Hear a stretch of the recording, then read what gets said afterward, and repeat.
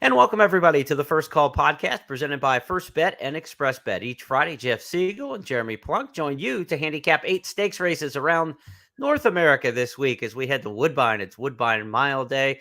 We've got some people, Bailey Armour from First Bet's up there getting some social media content for us. Eddie Olczyk's up in Woodbine for the NBC telecast of the Woodbine Miles. So, Jeff, we're going to cover every bit of this continent that we can on this week's show. Lots of good racing around the country, not the main venues in California and New York as the Belmont-at-Aqueduct meeting kicks off with one stakes. But Pimlico's got a lot of action this weekend on stakes. We've got Woodbine. It's their big day for sure. And Churchill is loaded as well. So we're going to go and look at some of these lesser, I wouldn't say they're lesser tracks, but they're lesser in terms of what I look at, because it's California, New York, and the rest is behind. But still great racing around the country, and we will dive in and see if we can pick some winners for you. And coast to coast in Canada, it's British Columbia Derby Day on Saturday. I know you've got that one on your radar. We got a promo at Express Bet you can check out on that one. Hey, and if you like to play the harness racing this weekend, this is a good opportunity. At Woodbine Mohawk on Saturday night, there's a $429,000 carryover in the Super High Five. It'll be race number 12 on the card. 20 times Express Bet wager reward points and First Bet wager rewards points when you play that race with First Bet and Express Bet. $429,000 in a carryover, and it's a one race kind of thing.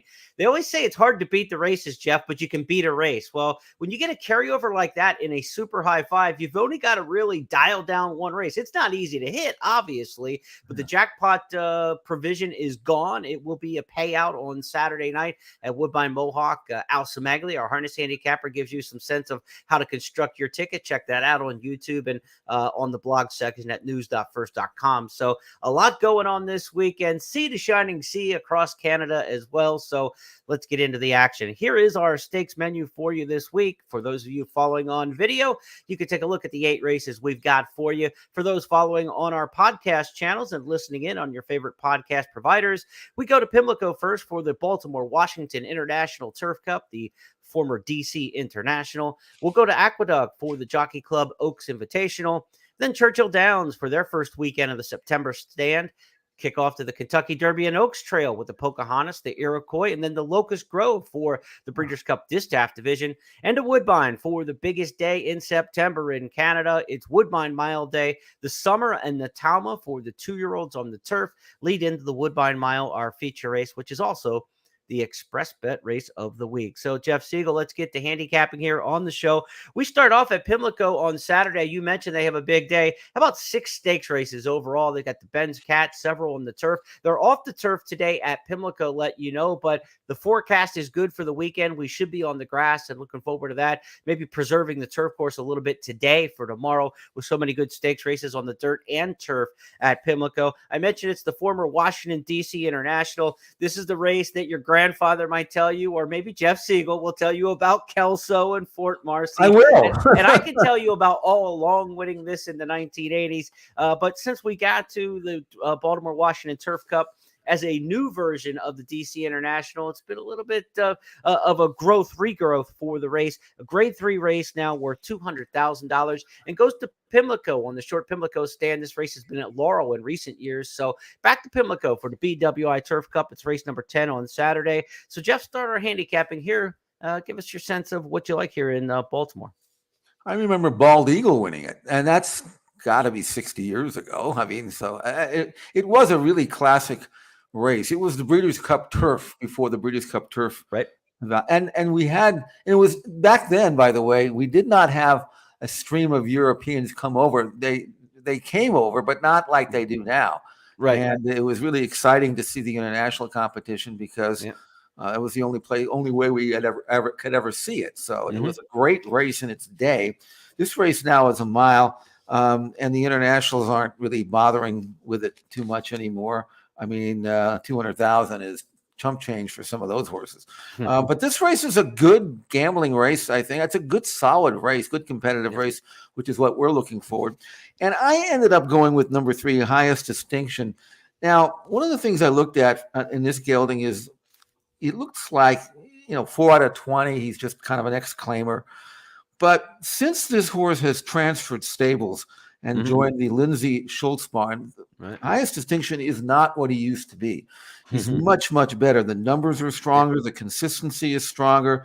He was second 3 races back, won a good starter race, and then won the stake in the Oceanport. And again, numbers-wise, he's right there. He's got a great style where he sits right behind the leaders and kicks on with it. Nice inside draw here. And while you certainly can make a case for Wolfie's Dynaghost and a few others in here, I'm going to go with the now horse, the improving horse, Highest Distinction, to continue his winning streak and win this race. When he won the Oceanport last time, they don't close well on the turf at Monmouth historically compared to other turf courses, and he got no pace help whatsoever. So that's like a double plus to rally and win that race in the Oceanport. Let's go back and take a look at it with Chris Griffith on the mic. They reach the top of the lane. The rail opens up here for He's Pure Gold. Big Everest is still in front. Highest Distinction is out in the center of the course, who kicks on. Here's Highest Distinction, who's ready to challenge. There Are No Words is making up some ground on the outside as well. It's now Highest Distinction trying to hold off There Are No Words. Highest Distinction in front, sprints away, is up by a length and a half. Highest Distinction wins the Oceanport Stakes. Highest Distinction over There Are No Words. Then One more note about that BWI Turf Cup. Wolfie's Dynaghost is entered in the race, but he's also cross-entered on Monday at Presque Isle Downs in the Presque Isle Mile, part of the undercard on Masters Day. He's a synthetic specialist. My gut tells me he'll probably end up at Presque Isle, so if you're handicapping that race on Saturday, Wolfie's Dynaghost, keep an eye out for the scratches, but again, cross-entered in Stakes Company on Monday at Presque Isle Downs. Let's shift gears now from Pimlico and the BWI Turf Cup to the Belmont-at-Aqueduct meet. They call it Belmont at the Big A. I call it Aqueduct. If you're running an Aqueduct, it's Aqueduct. This is the 4th edition of the Jockey Club Oaks Invitational. In the 3 previous years, we saw a French filly win it in 2019. It was not held in 2020 during the COVID year. And then the past 2 years, Chad Brown won it with Shanty Sarah, and last year with McCulloch. But Chad Brown's not here, and that's strange for a 3-year-old grade 3 type race. $350,000 on the turf for the fillies. No Chad Browns in here, but we do have a horse coming in from Europe named Eternal Hope. Charlie Appleby's got a few coming to the U.S. this weekend. What do you make of this filly, Eternal Hope, the even money morning line favorite? Well, on pure form, she's better than these. You look at this filly and lightly raced to a 3-year-old filly. She was the winner of the Oaks trial, 12-1 in the actual Epsom Oaks itself. Obviously didn't run well that time. Came back and ran well at Deauville, going 1.25 miles. The only concern I have with her, sometimes I look at the comment. I mean the running lines, and then the chart summary. And then what I look here on the form is it says keen hold to touch 3 races back. And I don't want her to get too keen in this race because going 1 mile and 3/8, you've got Coral, who's clearly going to go to the front. And if Eternal Hope goes after her and pulls real hard and doesn't switch off, which it might happen in a small field with a slow pace, then she might do herself in. So that's the concern I have. But if she drops her head, relaxes, and uses Coral as a prompter, then I think Eternal Hope will outclass this field. Now, Charlie Appleby hasn't had the greatest of runs this year, not like before where he sent anything over and it would win. Right. But this filly is obviously in form. I mean, she's fit. She's coming off a race on August 20th, so she's right there. I mean, she hasn't had any layoffs. And clearly Appleby knows the kind of filly he can bring over here that will do well. So I got to go with her. I'm not saying even money is any kind of great gamble or anything like that. But if she reproduces a European form, Eternal Hope will beat this field. Well, let's take you to Deauville for that race last time out for her, August 20th, as Jeff mentioned, the Prix à la Quai. This was Group 2 company. It's in French, so brush up on your high school and college education if you took French. The 3 in the Godolphin Blue going to be contesting for the lead in here as we pick it up in the stretch. La dernière ligne droite, Lumière Rock est côté corde, Eternal Hope est lancé à son extérieur, Jenna Rose qui vient en dehors, c'est la casaque noire. Pensée du jour maintenant est en 4e position. Eternal Hope de mieux en mieux avec Lumière Rock et puis Jenna Rose maintenant qui est lancée à l'extérieur. Jenna Rose de mieux en mieux, Lumière Rock qui se défend bien à l'intérieur avec Eternal Hope qui est en 3e position. Jenna Rose de plus en plus fort avec Lumière Rock qui vient à l'intérieur. Jenna Rose qui va triompher, avoir à la photographie peut-être avec le numéro 4, Lumière. Soft ground there, and a jockey change from William Buick to Jamie Spencer. Of course, that's not for any negative reason, because William Buick is riding for Appleby at Woodbine on the Woodbine Mile, and they've got the favorite in that one we'll talk about a little bit later. Jamie Spencer gives American horse players one more chance to curse his name in the U.S. for the last 20 years. I know he's had some rides that over the years at Arlington have drawn the angst of people, even pre-Twitter.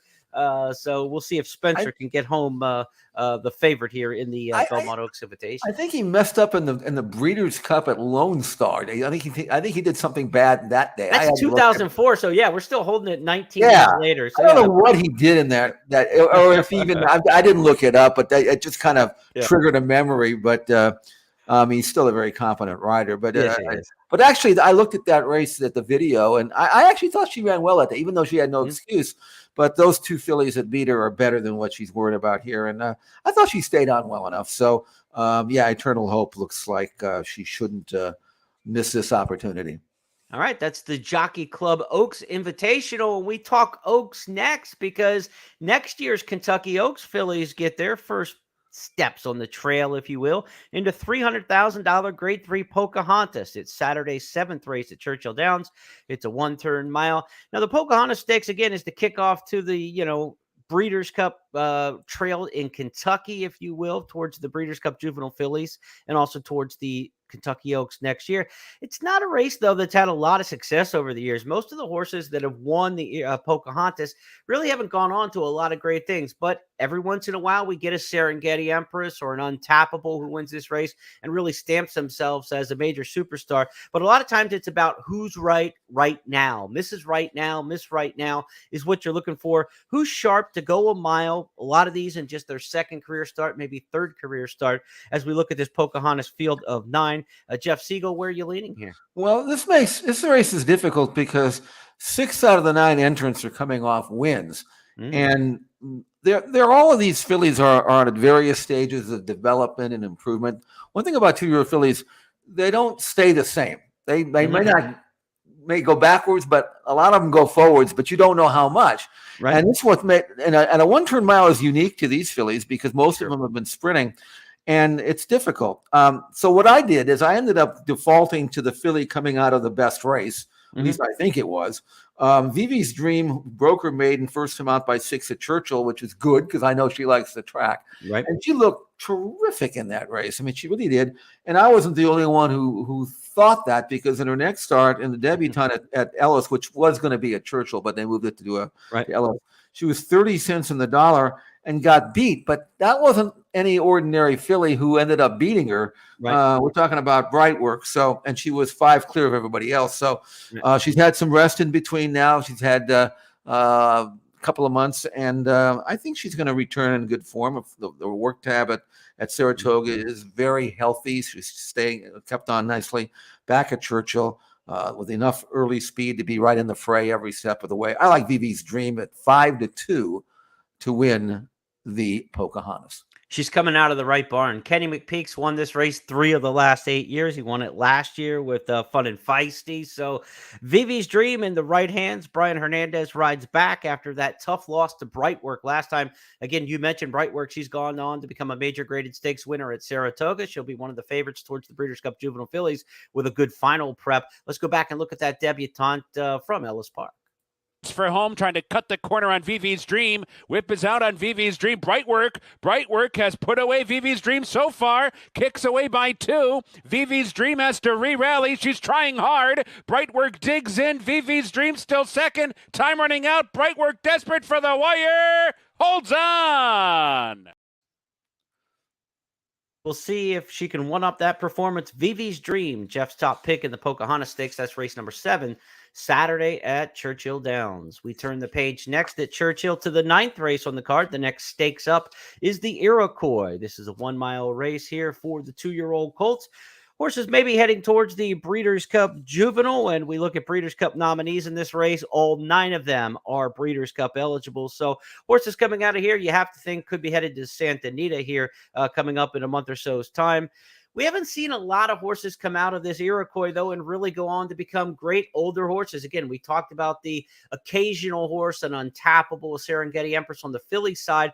You've got to go back to Court Vision in 2007 to find the last winner of the Iroquois who really went on to become a good older horse. So we're looking for a horse who's good right now. We've seen the Dennis's moments and the not this time, horses that may have had short careers but were very brilliant early in their careers. That's the kind of horses who have won this race in the past. Jeff, do we have a horse like that in this year's field, and can you identify him? Yeah, we might. This is a big step up for some of these going from maiden to this grade 3 event. But Risk It won his debut. Mm-hmm. He was bet like he was supposed to win. He did. He won from the rail sprinting. That's not the easiest thing to do. Right. He did it with a solid, not brilliant, but solid number. But he did it like a colt that will enjoy a one-turn mile. This is the logical projection for him. He has a bullet work at Saratoga since his most recent race, and this is obviously the race that Asmussen has been pointing for. Right. Didn't want to run him back that quickly, obviously, in the race, the hopeful. So this is a spot for him, and I think going a one-turn mile, he'll be very good. And he's a gun runner who is supposed to get better with age and distance, and he gets that chance to build on what the favorable impression that he made in his debut last month at the Spa. He's out of wedding jitters, so the name Risk It is a very good one indeed. Steve Asmussen, as you mentioned, the trainer of Risk It's, won this race 3 times, 2009, 2010, and 14. Only Bill Mott and Dale Romans have 4 wins, so he can join elusive company there and tie the record for most wins in the Iroquois Stakes if Risk It looks as good this time as he did last time. And they're moving in tandem after front-running Risk It as the field passes the quarter pole and turns for home.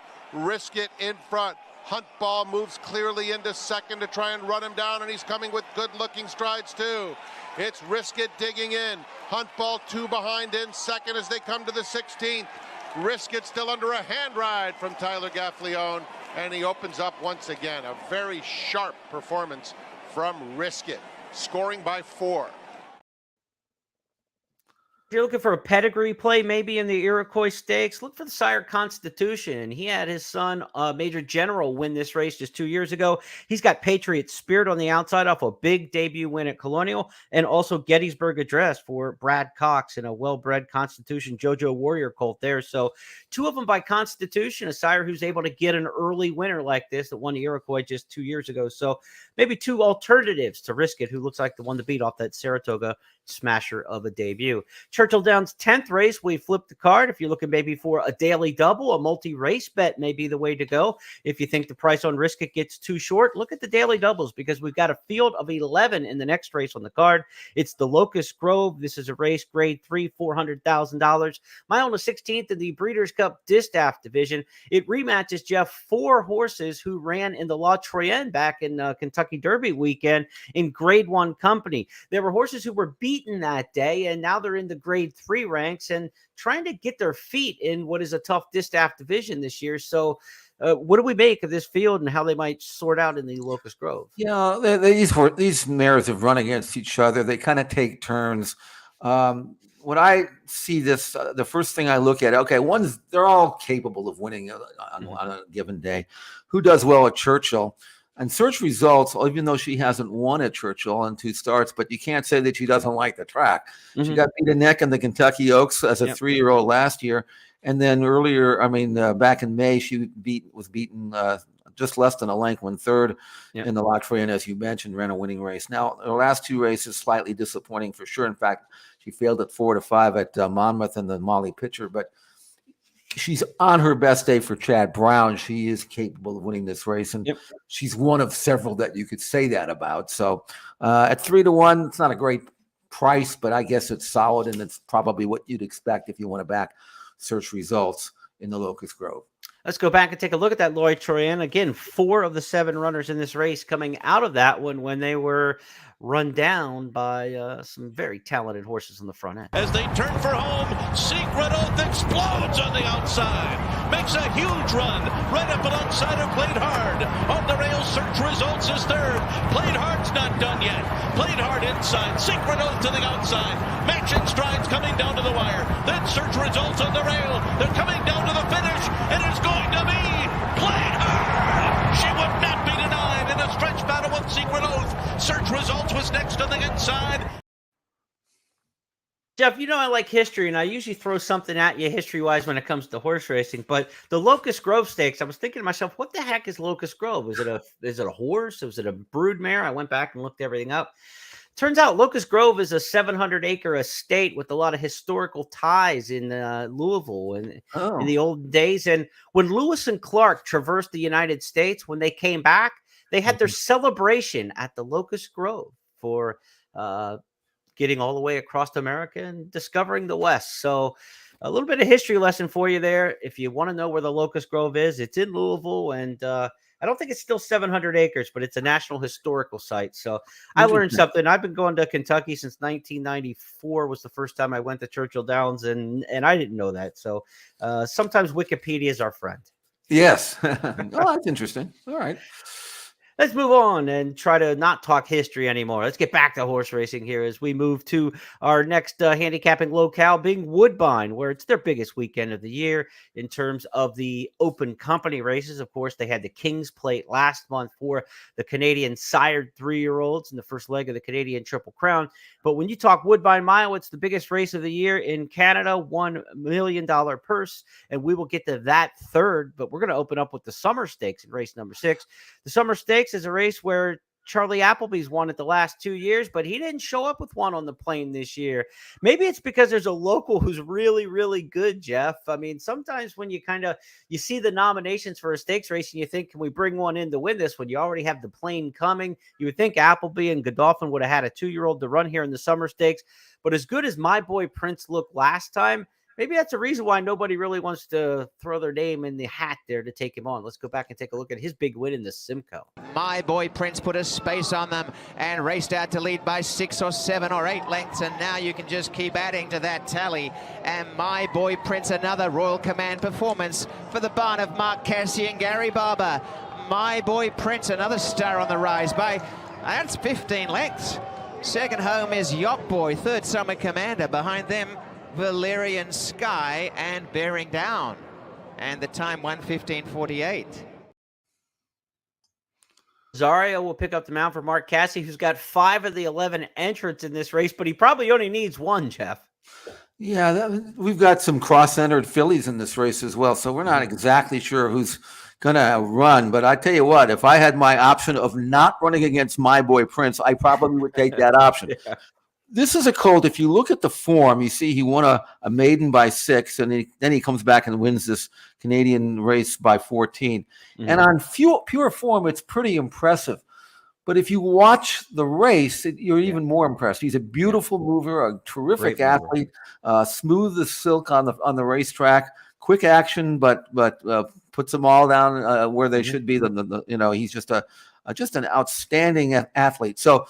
And now he's going to grass from all weather, which you might say is a little bit concerning, but Cairo Prince has run on anything. And this is a 1-turn mile. So I would suggest that, he could probably make the lead here and run his rivals into the ground. It certainly didn't look like he was getting tired in that race we just saw. Yeah. So I think he'll win. He's listed at 3-1 on the morning line. I mean, there's some other nice horses in this race that could take some money, but I don't see anybody beating My Boy Prince. The only thing that you might be concerned about, it's back in 3 weeks, but yeah, I don't think that's enough to get him beat. No, I don't think so either. And out of a silent name mare, that screams turf mile on the damn side. Sure. This is a turf mile. So My Boy Prince should be awfully tough. They've got that really long stretch run for the turf mile races here. The way he opened up in the stretch on the main there, I mean, it could get interesting if he's really in the groove on the turf like he was last time out with that long stretch run. He might put up another daylighter on the field. We will see in the Summer Stakes.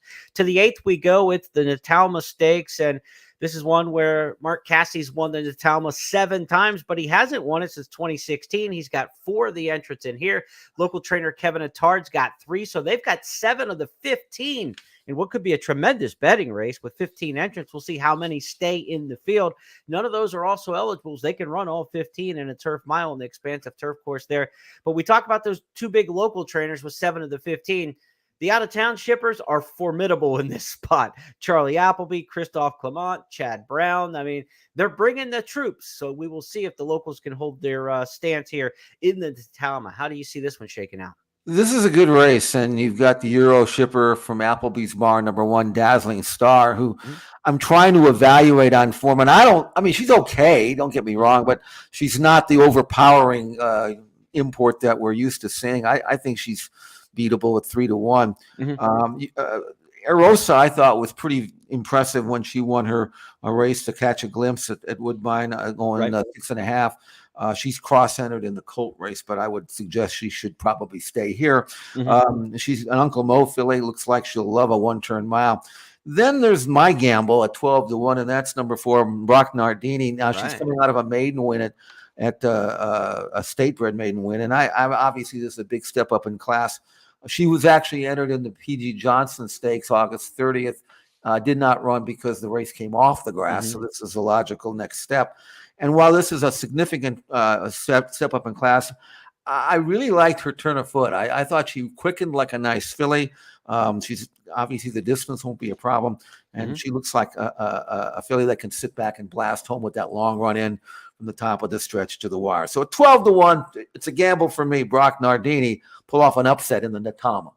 Well, we've seen George Weaver have a really good year with these 2-year-old turf sprinters, so it will be no stretch to see Brock Nardini be able to come and win this one-turn mile race with a horse who's already won around 2 turns. Let's look at the debut win by Brock Nardini, the daughter of Palace Malice, when she won at Saratoga.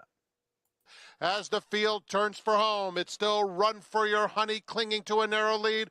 Belvoir, Brock Nardini with a sustained, strong, powerful bid. And opening up just like that, Coach Sessa has surfaced with a nice rally into second. It's all about Brock Nardini striding out very smoothly through the stretch. Brock Nardini wins by 4.5 emphatic lengths. Nice debut. Coach Sessa was clearly second best. Bernie takes charge, rallied into third, followed by Run for Your Honey.